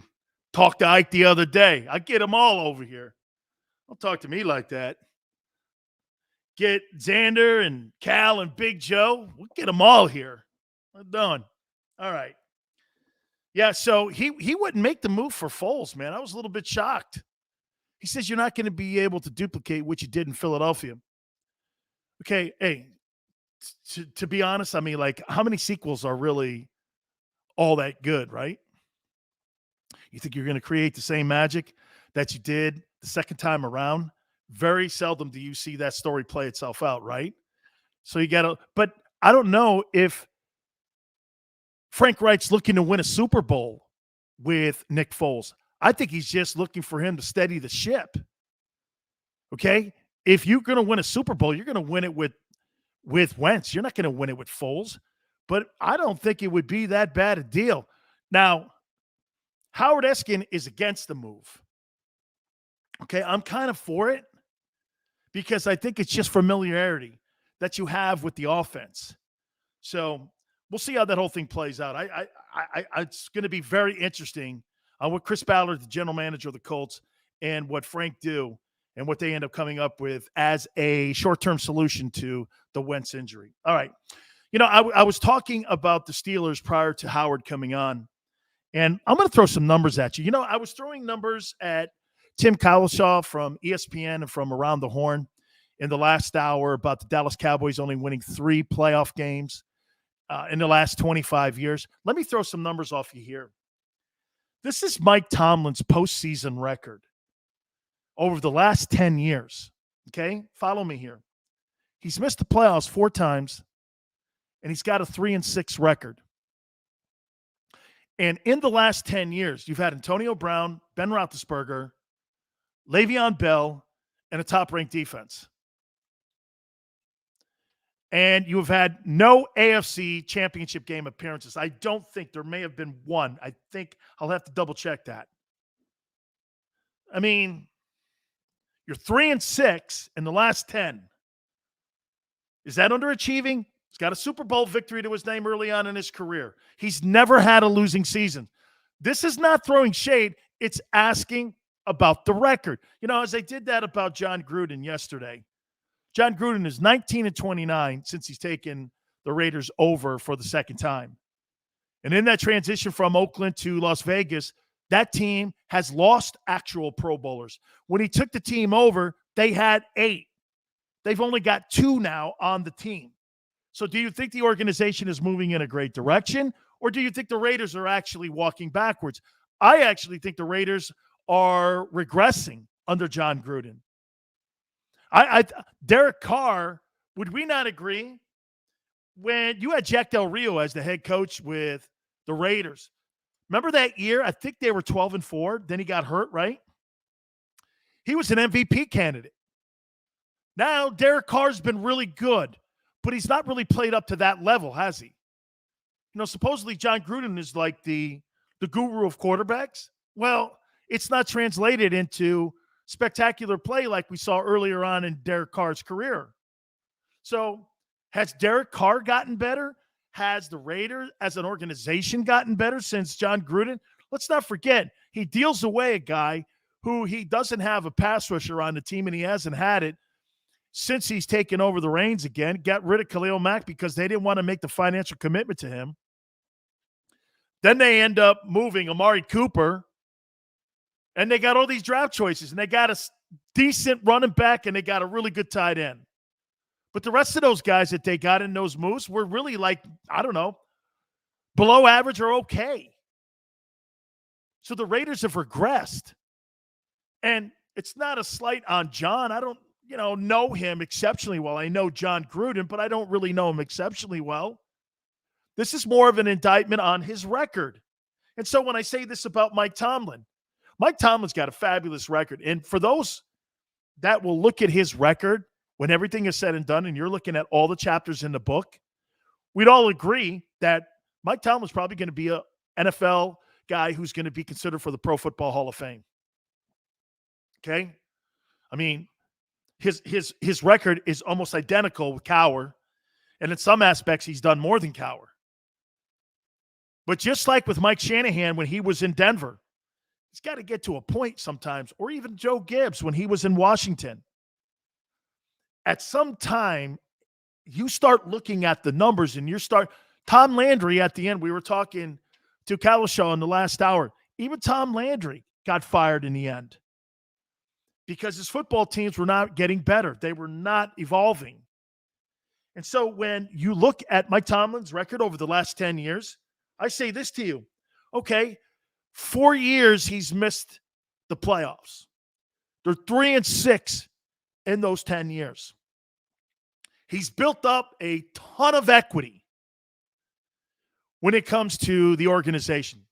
Who doesn't like Mike Tomlin? Mike Tomlin's my favorite coach in the league, for the record here, just so we know. He is. Of all the guys in the league, I want to play for that guy. But you still eventually have to go wins and losses. It's not about finishing first or second in offense or defense. It's about winning games and Super Bowls, especially in that organization. We're not talking about the Titans or the Jets. Hell, the Jets are looking for a freaking good year. Just one in the next 10 years. The Titans are looking to do something exceptional to get back to a Super Bowl. But you're talking the Steelers. The Steelers are gauged by how many Lombardi trophies you have, not division titles, or not how many times you make it to the AFC Championship game. That's why they've only had 3 coaches since 1969. So is Mike Tomlin on the hot seat? I don't subscribe to that. But eventually you have to start looking at the record going, okay, so if they miss the playoffs this year, which they could, there'd be 5 times in 11 years they missed the playoffs. What if they have an early exit? That's 3-7 in the postseason. I don't know how you continually go like this. Well, let's bring them back again. I mean, the Steelers, they're not going to knee-jerk. They'll probably ride this thing into the sunset because Tomlin's been such a great coach. Hey, and is Mike Tomlin a great coach? Yes. But the record is starting to give a different impression a little bit here. How about this one? Maybe Mike Tomlin needs a new zip code himself. You know, you're in one place, you're doing the same thing over and over and over again. Tom Brady needed a different address. Tom Brady goes to Tampa. Maybe Mike Tomlin, given more power, gets an opportunity. Maybe he takes over for John Gruden in Las Vegas. Could you see Tomlin coaching the Raiders? I sure could. I don't think that that's a far-fetched thing. He'd be one of those guys that would not be out of work long. So, but man, 3-6 in the last 10 years, and you've missed the playoffs 4 times. And this year doesn't look like a year where they're going to bounce. Now, I will say this. There's one player this year that I'm really looking forward to that's been drafted by a team, and that's Najee Harris. I want to see what Najee Harris and the impact that he has on that offense, because what was the one thing with the Steelers a year ago that there was a massive problem with? That was red zone offense. If that football team could stay in third and short, Ben doesn't have to throw the ball 30, 40 times a game. That team, they won, I think, 11 straight, right? That was kind of like fool's gold because they finished the season 1-5. So when you start talking about, you know, adding another component to the team, will Najee Harris be, you know, somebody that's going to roll in there like a Derrick Henry and change the dynamic of that football team? The same way we saw Terrell Davis go into Denver and change that John Elway dynamic. They ended up winning 2 Super Bowls. And know this, if that guy is that guy, how about this? If you put Derrick Henry on that Steeler team, the Steelers should be in the Super Bowl. Not the quarterback. Because they have a number 1 defense on that other side of the football. If you had Derrick Henry added to that offense, Steelers would be in a Super Bowl. Steelers are a few players away. We're not talking about 10 players like in Dallas, where that entire defense had to be changed out. That defense in Dallas is atrocious, and I don't think it's gotten any better. Speaking of that, Mike McCarthy. You know, I've said this before about Mike McCarthy. I have never been a Mike McCarthy fan. And for that much, I've never really been a fan of a coach who's had a spectacular quarterback. And I'm going to give you some examples of this here. Quarterbacks in the NFL, they truly hide poor coaching.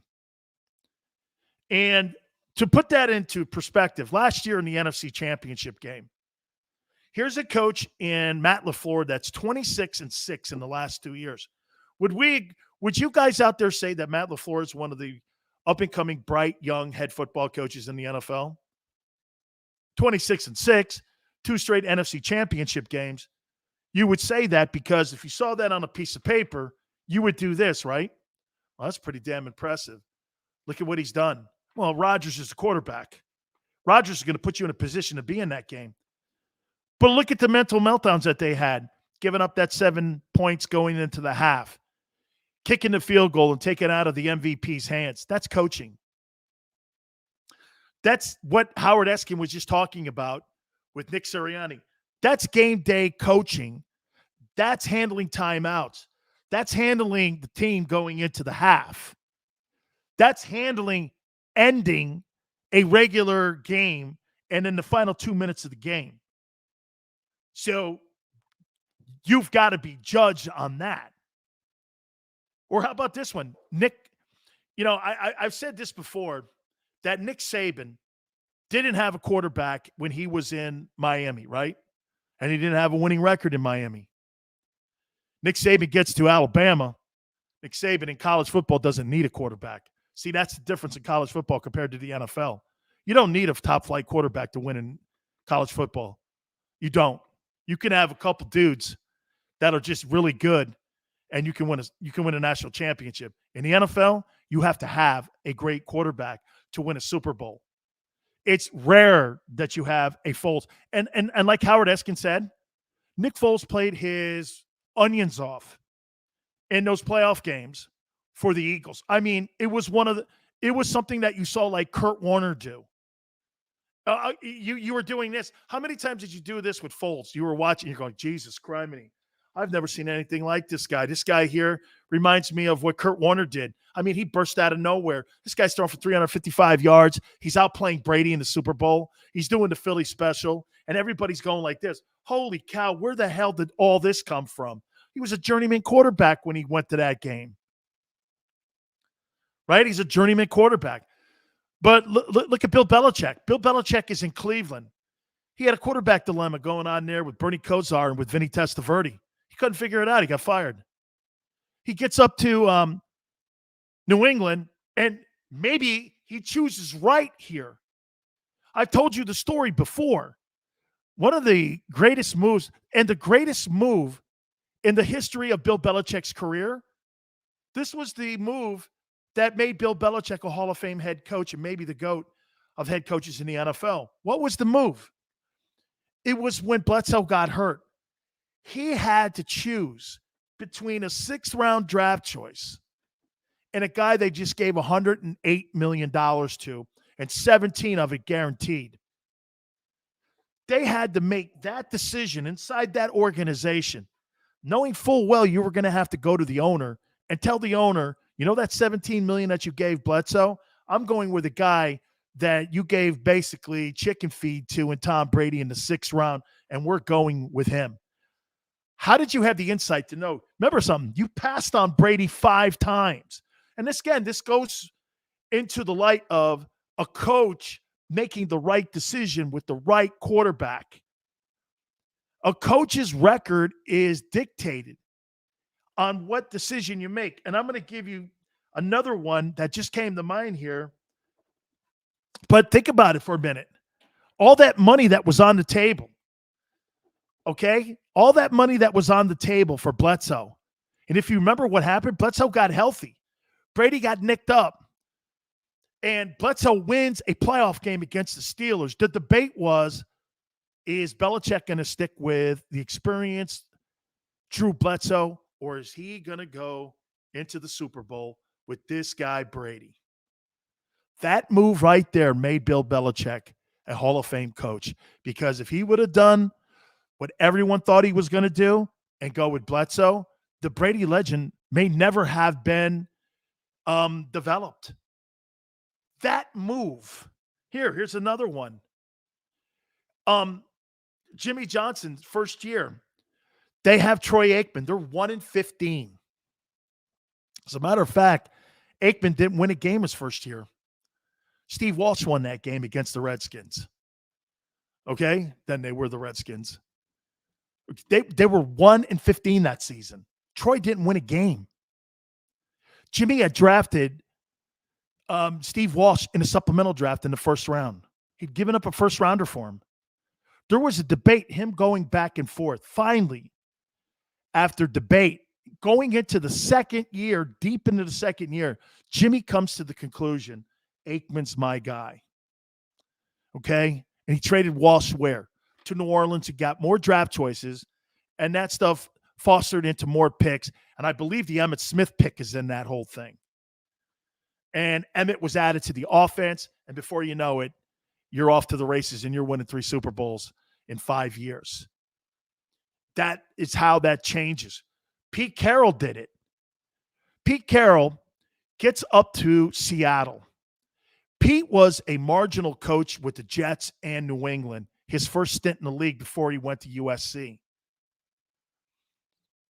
They hire him. Paul Allen hires him in Seattle.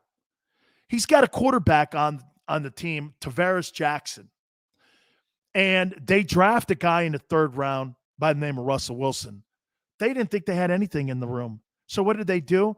They went out and they signed a guy in the name of Matt Flynn. Matt Flynn was signed to a $17 million signing bonus. They bring him in. Carroll does this. He goes like this. He goes, I got to go with Russell Wilson. He's the 3rd rounder. That move right there allowed them to build the Legion of Boom because they didn't have to spend money for 3 years on a rookie contract on the offensive side of the ball, and most notably the quarterback. Why do you think, since they played Russell, that they don't have anybody on defense like the Michael Bennett's? They don't have the Richard Shermans anymore. They don't have big-name guys over on that side of the football field. They got rid of all them guys because they couldn't afford to build that team like the way Pete Carroll wants to build it. He wants to build that team running the ball and playing lights-out defense. That's why that whole kicking the tires this offseason here, Russell didn't see them being a prolific passing offense because that's not what Pete was doing. And again, to circle back here, these head football coaches, it's not about coaching on Sundays. It's about making that right decision at that position. You pick wrong at that position, you'll be Rex Ryan. You pick wrong at that decision, you're Rich Kotite. How many guys have we seen that all of a sudden you're like, man, these guys are winning ball game because they made the right move at the quarterback spot? Look at Mike Vrabel, what he did. You think truly Mike Vrabel thought that Ryan Tannehill, after Ryan Tannehill was bombing in Miami, you thought he'd go up there and within a year get that team where they would do this? They moved off of Marcus Mariota, who was a high first-round draft choice, and signing bonus money for a guy that was bombing in Miami. And then a year later, they give Ryan Tannehill a $29 million contract. That's luck. That's choosing a guy that you think could bring. That's why if you're Frank Reich, you go with what you think can win you games right now. Frank has to pick right here to steady the ship. You're not trying to win the Super Bowl in the first four. You can lose the opportunity to play in the Super Bowl. Okay, you can. You can lose that opportunity. But what Frank and the organization and Chris Ballard have to think, okay, how much is it going to cost us? What do you think the Bears are going to try to fleece us for? It's probably going to be a third and maybe a sixth. Do you give that up for that player? Whew. That's a big ticket price for a substitute teacher. All right, let's take a brief time out. Keep it here on the National Football Show. I get scared sometimes. Of a lot of things. Joining in. Decisions. The dark. The dark. But I once heard someone say, But as I always say, it's okay to be afraid. As long as you face the fear. And keep moving forward. Wherever you are in life, count on the name trusted in insurance for over 80 years. Independence Blue Cross. The savoring taste of a good bag of beef jerky is so enjoyable at any time of the day, as long as you can find it. Here's what we suggest. Pure Bull Beef Jerky is our answer, and soon it will be yours. Locally produced in the Philadelphia region, this high-quality, healthy protein snack is easy to secure. Go to steersnacks.com, and you'll see hot garlic, tropical heat, Pure Bull dry rub, and our favorite, Huck and Fod. What's that? Huck and Fod. Go now to steersnacks.com. Welcome to the Wildwoods, the perfect place where you can safely do everything or nothing at all. Catch a wave, take a nap, go for a drive, grab a bite. It's your vacation, and we're doing everything we can to make it a safe one. The Wildwoods. Your vacation, your way. The International Brotherhood of Electrical Workers, Local Union 98, is a proud sponsor of The Labor Show with J. and Krause every Saturday night from 6 to 8 p.m. IBEW Local 98's highly trained and superbly skilled electricians are the best in the business, setting the highest safety standards in the electrical industry. So when you're planning your next industrial, commercial, or residential project, choose an IBEW Local 98 union contractor. Learn more at IBEW98.org.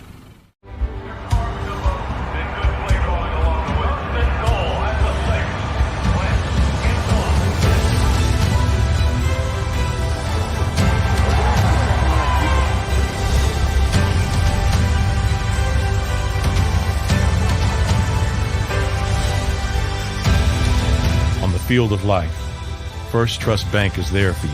Champions on three. 1, 2, 3. Because Philadelphia dreams deserve a Philadelphia bank. This is a key. It's a family tree. It's a pair of wings. It's a secret handshake. And a ticket to anywhere in the world. It's more than a uniform.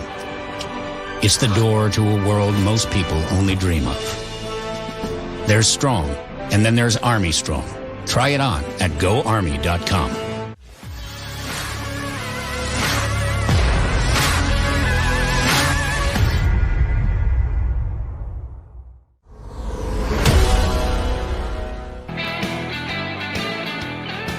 Welcome back to the National Football Show. Dan Sileo. Like my hair to look like Pat Riley. I'm really thinking about the shades, though. I think it's a good look for Big Sills. Yeah. At Dan Sileo Show. If you dig it, shoot me a message. Because I don't know, man. I think there's something to it, man. You know? Gives me a little bit of, I know that the gangster that I used to be. No longer, because, you know, now I'm fat. So, I don't know, man. There's something to it. The only thing is I can't see. So, that's not good. Anyway. Speaking of what's not good, you know, the NFL's going around talking COVID-19 and, you know, how they're concerned about everything going on with the players all being vaccinated. How they want to make sure that all the players on all the rosters as we get ready for the start of the regular season are all vaccinated. Then explain this to me. Out of one side of their mouth over here, they're saying we're concerned about the pandemic. On the other hand, tickets went on sale today. There's 2 games this year that are going to be in London. I believe the first one's October 10th, Jets and Falcons. So you got a worldwide pandemic going on, and you're going to put 2 teams, family and friends, and personnel on those planes and send them across the pond to play in a game that no one cares about. Well, at least in America. You think anybody gives a rat's ass that game's played in London?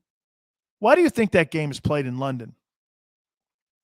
Why, for instance, why do you think the league wants a team overseas? Expand the brand? So you actually think the NFL could go over to Europe with the Jags or, I don't know, the Bills. And that's going to spark the soccer fans to go, you know what, that NFL football that America plays, I love it way more than something generationally that I've been watching my entire family's life. Soccer. Yeah, this really looks like never happened. Never happened. They're lying to you. And there's numerous things why this thing is so effed up. Think of this for a second. The time difference. You understand that when you have a London game, that game starts at like 6 a.m. Eastern time. Okay? 6 a.m. What does that mean? The cash register of the National Football League with commercial sales start at 6 a.m. And with the 2 games that are played, then the NBC game played at night, you basically from 6 a.m. to midnight Eastern have control of television advertising the entire day on Sundays. This has got nothing to do with expanding the brand. You think the NFL gives a rat's ass about the player's health or anybody else's health? Why would you have 2 games in London and take those teams and send them over to London? You put the tickets on sale today. There's 2 games. I believe there's 2. I know the one that I'm talking, the October 10th game. Then you've got to go over. Oh, and they give you the bye because, you know, you got to rest your body because I've played overseas. Let me tell you this, man. You're not right for 10 days after. I went over and played a game in Germany. Man, you're never the same. So this is all about money with the league.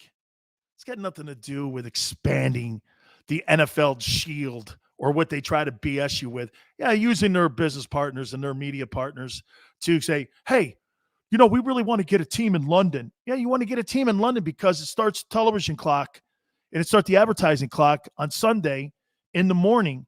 Instead of starting it at 1 o'clock Eastern, you're starting that bitch at 6 a.m. in the morning. I mean, we all know that. Then you got your television shows. You got your game shows in the middle there where I'm talking pregame shows, NFL, on Fox and the CBS show. Before you know it, you have the entire day. That would be, it's millions of money that the NFL rakes in when you play a London game.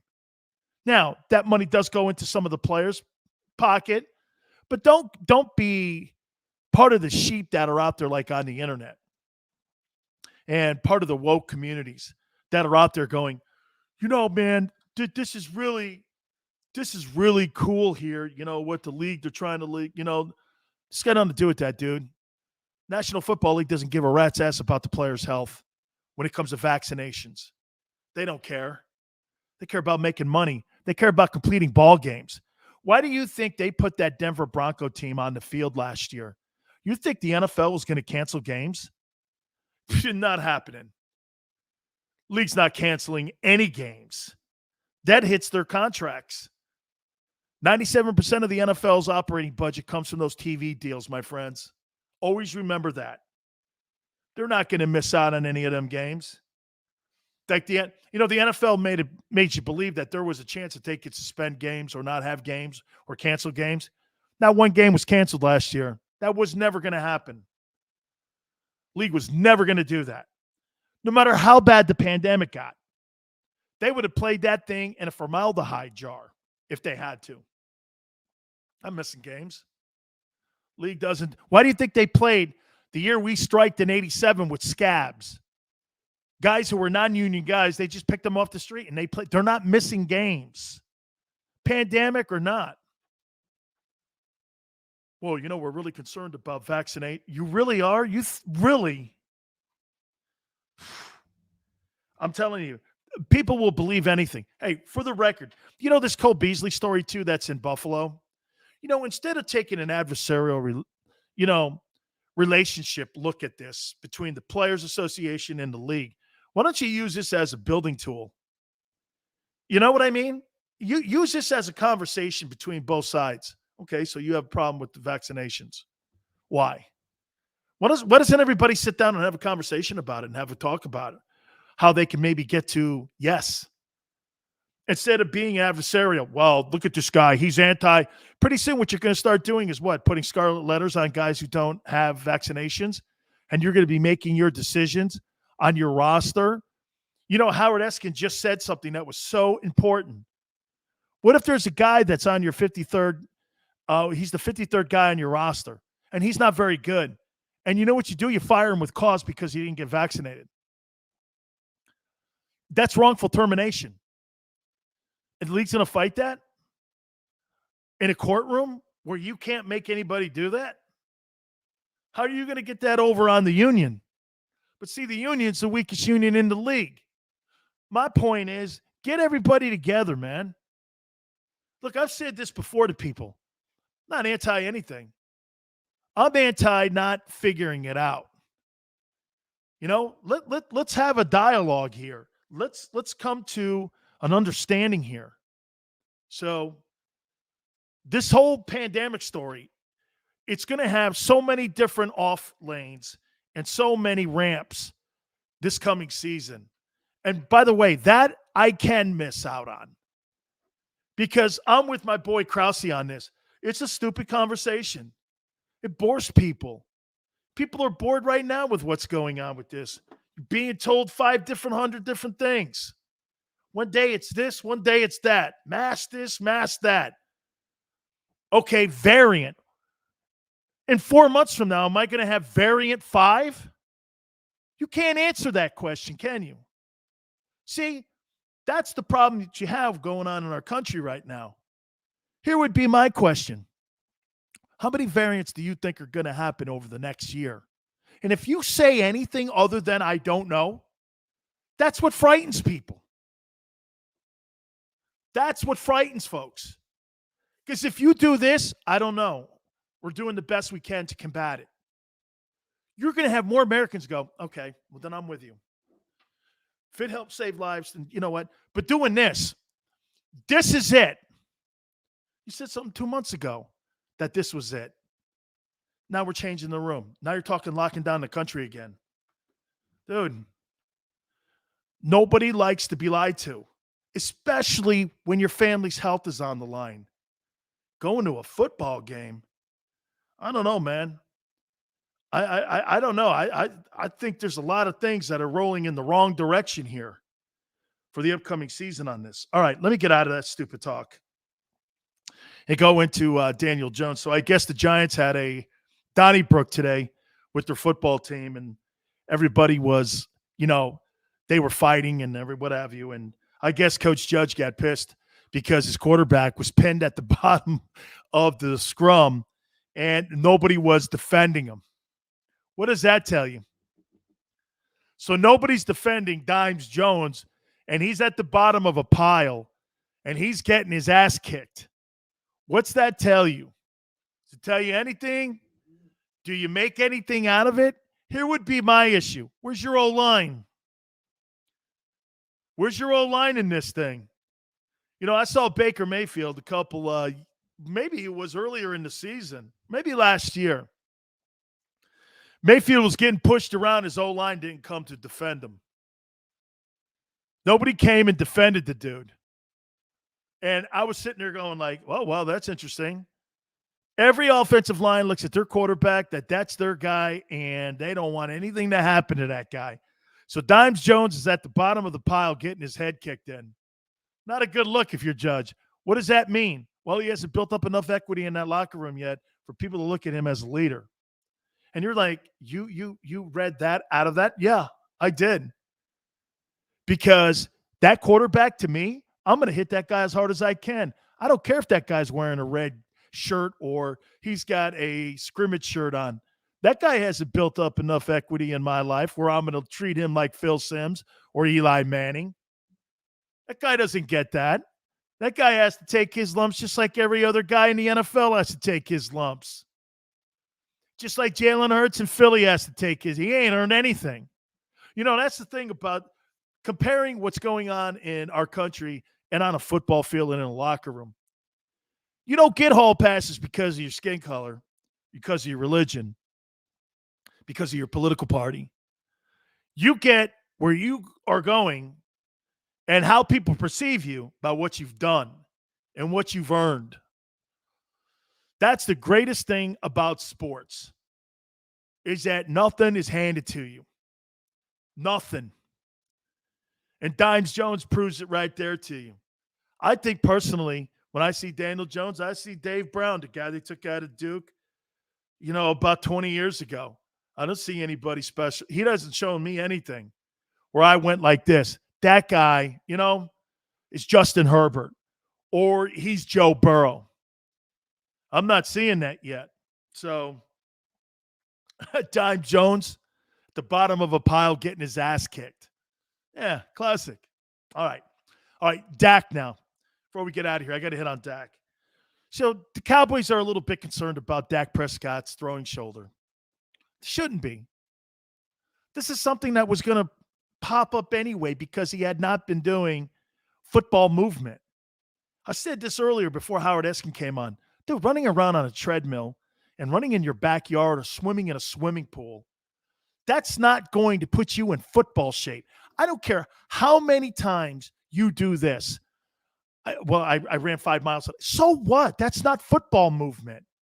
When you're constantly throwing a football to your wide receivers every single day and you're putting around 100 reps in every day, you think Dak has been throwing in a different position with his body and his feet and his trunk and all that stuff?